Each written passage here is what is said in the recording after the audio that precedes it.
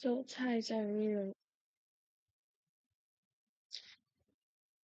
I had one partner in particular whom I was very in love with, and it is for this reason that I was so attached to him that even when he was not present, I would pick up on his actions, I would pick up on his thoughts. And you know how these things work when you're in a relationship? They make you more secure by means of you predicting or you seeing the truth even when you're not told the truth, even before it happens. What happened to me once was I had been texting with this guy back and forth, and I remember the day before we had been texting, and when I wake up, I immediately have the thoughts still in an awful state, right? So not fully woken up, not fully alert. I I am thinking to myself whether I can survive on pizza because my mother would constantly bring me food uh to the doorstep of her apartment because that's where I was. And so I was thinking like if I eat all this food, I lose like free will basically in terms of what I eat because I don't go to the grocery store, I don't buy the food myself, I don't experience the exchange it takes to get the food. And on top of that, I have to consume such a diverse food that it's just maybe it's not even realistic. So I was thinking maybe I should live on pizza because like if I want to go to work and then return to a bunch of food and I'm starving, obviously I'm gonna munch on it. So it's not gonna work. And my second thought was how previously I had been with someone else whom I essentially sent something to that I later regretted because it was footage showing my face, and I realized I wanted to take it back. But since I was no longer in touch with that person as much, I was thinking of what to do. And even the concept of me deleting the internet popped into my head. Now, mind you, my internet connection was off at this time because when I wake up, I usually don't touch my phone the first thing in the morning, ever, as per my plan. And when I turned off the internet connection, I received the messages of my ex. So he's sending me exactly this. Okay?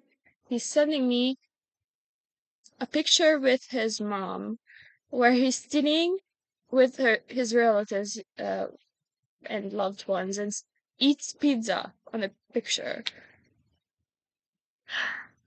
And the text underneath the picture is something along the lines, I eat pizza so much these days. Now, the second text he sent me is, I'm not making this up, this is real. The second text goes, um,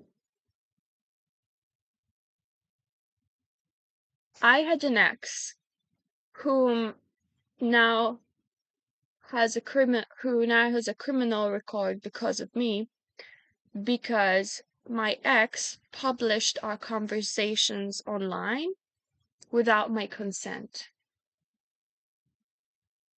And just that morning, I searched on Google even before my internet connection was off, so I could receive my ex's messages. I searched on Google, should we delete the internet? And I also searched, can I live on pizza? Because of the thoughts I had had previously. And when I got the messages, the first text was again him sending me a picture of him eating pizza, and then second, him sending me a basically reason why to not use the internet, right? Because uh, his personal rights were violated, basically, as had uh, been mine, um, potentially, even if I had not been personally, done wrong yet, because um, another man uh, still may have that footage of me on his phone without him ever having published or shared it with anyone. But I basically searched at like 7 a.m. Can I live on pizza? And then second, should we delete the internet? And then I received these texts from my ex. And so these are his texts, like him eating pizza and him sending me a text about how regretful he is to have his ex um, share his conversations online. So that's the first example of how soul ties are real. Okay, with the same person. Years prior to the event I just described, I was at a dance class, at the end of which we had yoga. Okay, so we winded off, we cooled off by doing yoga and just some stretches at the end of the dance class. And I remember it was such a good dance class. I felt so refreshed and so good. And when we were doing the yoga, my ex popped into my head, literally with an emotional sensation of me thinking it would be so nice if this person would be doing yoga as well. And guess what happened? I got back home. I have a phone call with my ex, and as it turns out, he just started having yoga classes. Like, is that normal? Because I told him immediately after that, after even describing my prediction, how I only tend to pick up on people whom I have ever loved. Okay? Another time was even before all of this, and it was with another man. Okay? So this is another man I loved. I don't recommend you, by the way, building soul ties with people you're not sure respect you, but that's for another video. But there was this other guy, and he was basically Eastern European as well, and he was in my country again, because when I met him the first time, he was in my country, in the capital, which is where I met him. And so it was a memorable event because it was fall, it was autumn, and it was not very warm. It was not very, it's not extreme weather, but it was that romantic type of weather, which just inspires people, I feel like sometimes. And I was inspired as well, sat on a bench in the capital and writing a poem. And the poem wrote, Maybe You Exist. And obviously, when you embody such an intense emotion as when you write, when you are writing a poem, the people who are around you have the potential to pick up on the energy based on their receptivity. And this guy was in my country for the sake of doing meditation, like these kind of almost psychic things. And so he was, I guess, receptive to my energy. So he approached me there And fast forward a few months, maybe even a year, we actually meet in Rome, okay?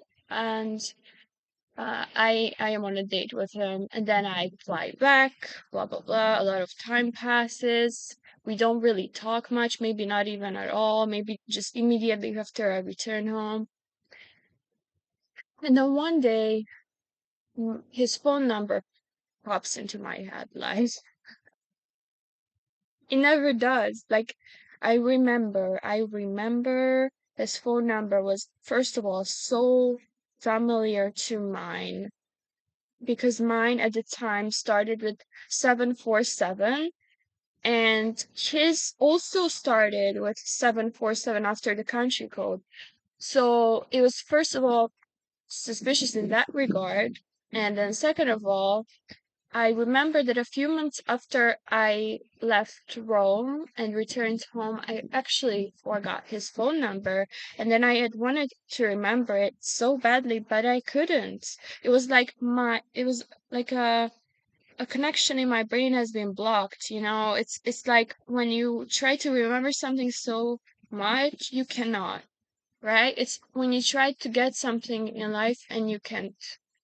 So that's what happened to me because even though I set the intention to get in touch with him, it was like God told me, no, it's not the time, okay? And then I remember a little bit later after that, I just rolled in my bed or something and I immediately remember his number out of the blue.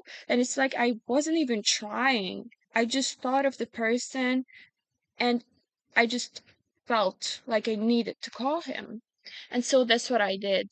And then I call him and then he picks up and then he tells me that he is in my country, in the capital, where I meet him.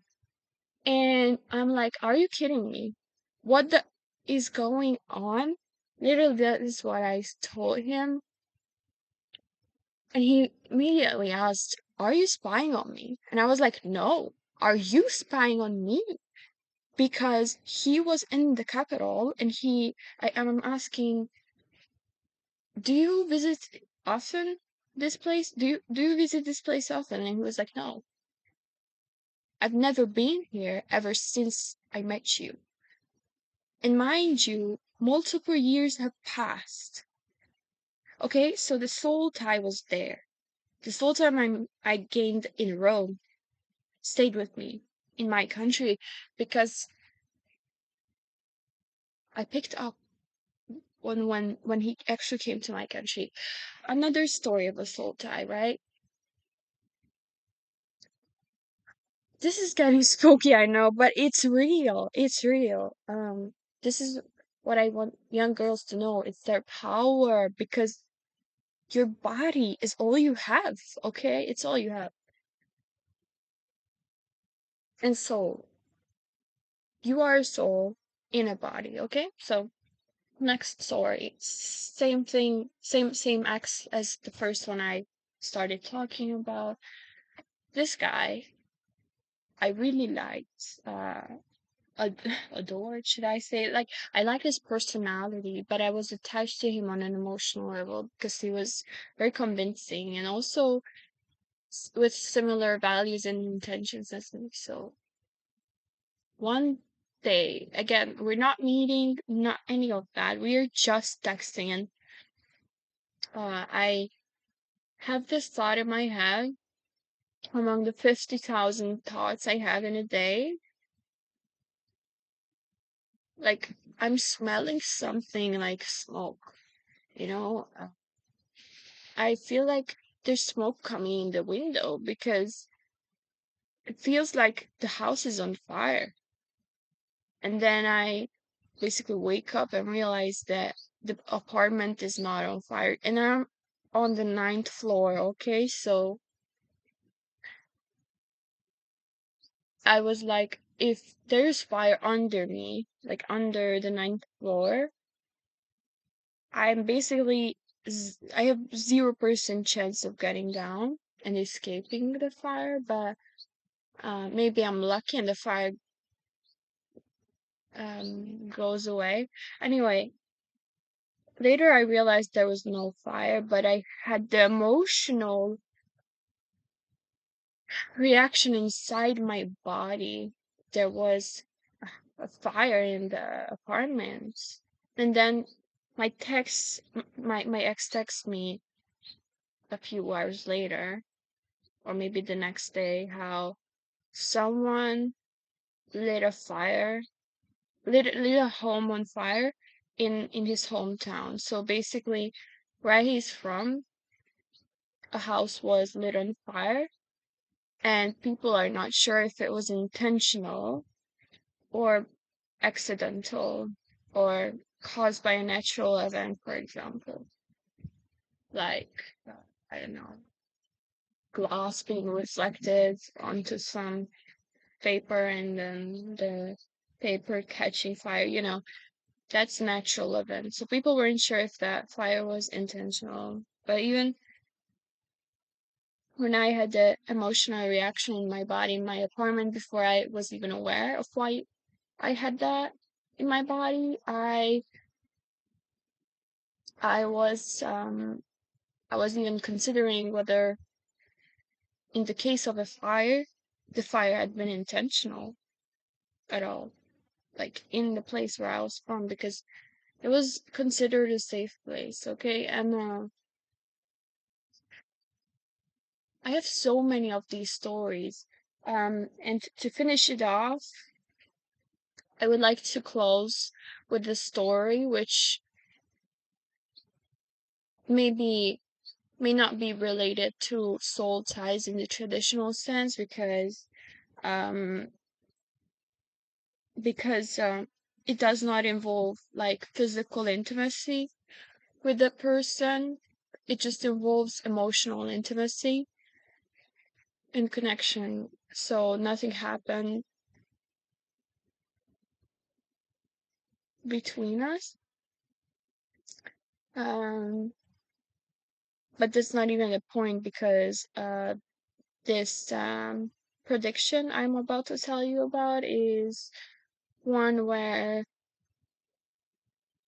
I I just independently realized something regardless of the other person um his life. And so it's not spooky in that regard, but it is spooky because uh I just predicted something out of the blue. So it is not a soul type thing, but it is still something that involves faith, and faith by another person, right?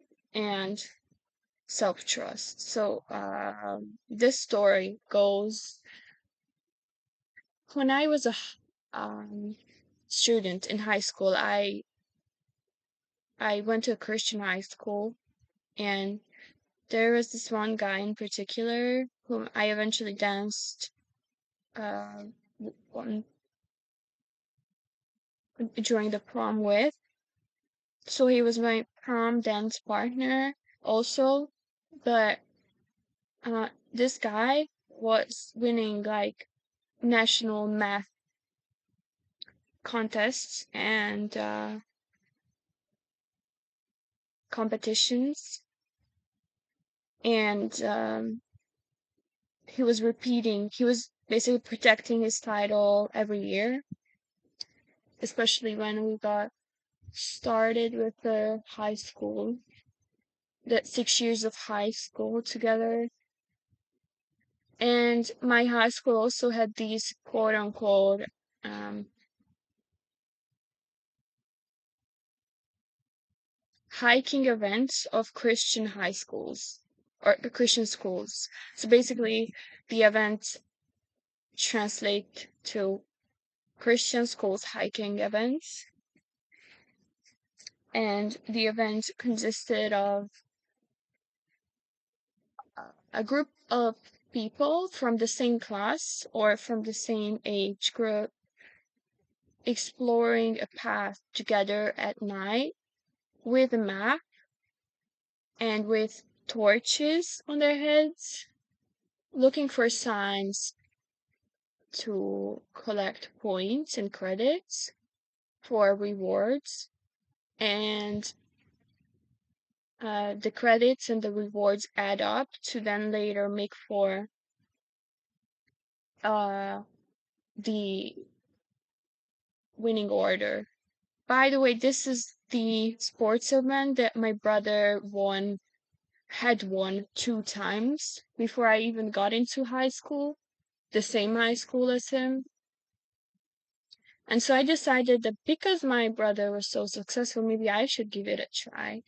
And I remember I was there for I was there 2 times, and the first time I was with two women, two girls of my class, and the second time I was with this one of the same girls and a guy. And this is the guy who I mentioned was national math champion, basically. So he was quite intelligent, right?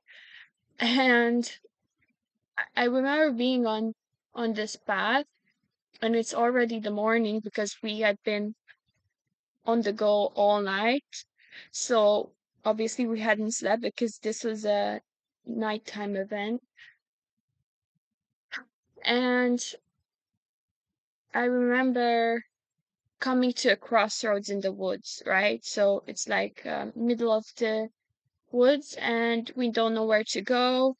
But he says, let's go this way. Okay, let's go left, he says, because he's just looking at the map. He has no idea where to go, where to explore next. By the way, I love these events. Like I think people should have these more often because I remember even one of my dance mates once told me she regrets that she never had the chance to participate in these just because she wasn't Christian or she wasn't part of the Christian school that I went to, but she would definitely have had the courage to attend.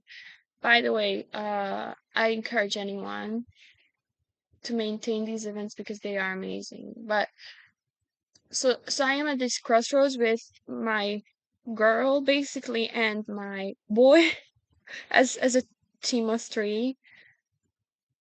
My girl, by the way, was also the person I had known for more than 13 years because we went to the same kindergarten. We had been best friends.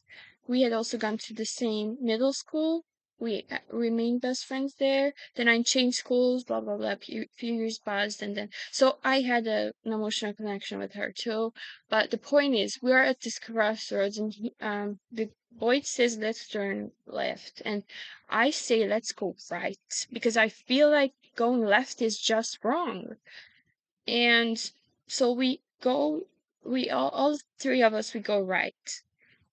And then without any clue of whether we were going to end up in the place where we had wanted to end up, what happens next blows everybody's mind because we end up in the place where we wanted to end up without awareness of where the place that we searched for was actually there because it wasn't on the map or something. And so basically, what happened was I predicted the right route by means of picking up on the wrong route. And this is why, I am an extremely good survivor because I'm from a country that raises its children to survive and not even thrive, but survive. And so I'm so good at survival as well as most people I know here because I know what's wrong. Why? Because people and pessimism in people makes for so much negativity that once you encounter such negativity, by the way, as I was a virgin when I chose the right path, so my intuition was not jaded. It was mostly aligned. I was also healthy and so on and so forth. So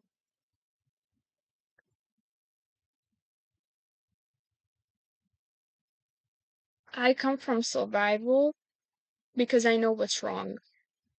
And I also have been raised by like almost criminal activity because of the verbal abuse and everything I went through. It's kind of crazy. I remember even when I once traveled to an island and I was there with a rented car. I drove and I meet this woman there because the police comes after me because I essentially kind of ruined the rented car and I planned on staying the night in it, sleeping in it, but the police wakes me up at 8 p.m. when I am extremely exhausted already. And it was funny because I I love the people of that island, but the police is like invasive everywhere. So it's no excuses. But I fast forward a few hours, I am at this medical center and this woman talks is talking to me because she was the one to examine me and whether I'm like staying or anything. And so I'm at this place and she basically ends up telling me, "You're not a poor girl. Go back home," And what struck me about that is that I was never told in my home country I'm not a poor girl. Like this here would never happen because everyone here is poor, first of all. And second of all, I was always more on the softer side than on the harder side because Eastern Europe is so harsh already that women don't even realize that they become harsh themselves, but they kind of lose an edge of femininity, if you know what I mean, because they live and grow up in such resistance.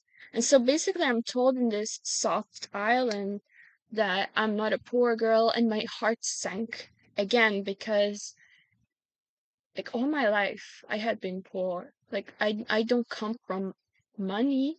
Even if I had means growing up, it was not like I I was rich ever. Like I had been raised to believe that money does not grow on trees whatsoever. So it was hard, but maybe she looked at my face and she decided that I was a person of dignity because that's what I am. And so therefore I cannot be homeless, right? Because homelessness in women, in young adults is associated with being a poor girl. So I was not that. But it was kind of disrespectful to tell you the truth, to hear that. But at the same time, it was relieving because she let me go then and I was free. But I have a lot of these stories. Another time when I had the spooky prediction is for another video, and I hope to see you in there. Bye bye.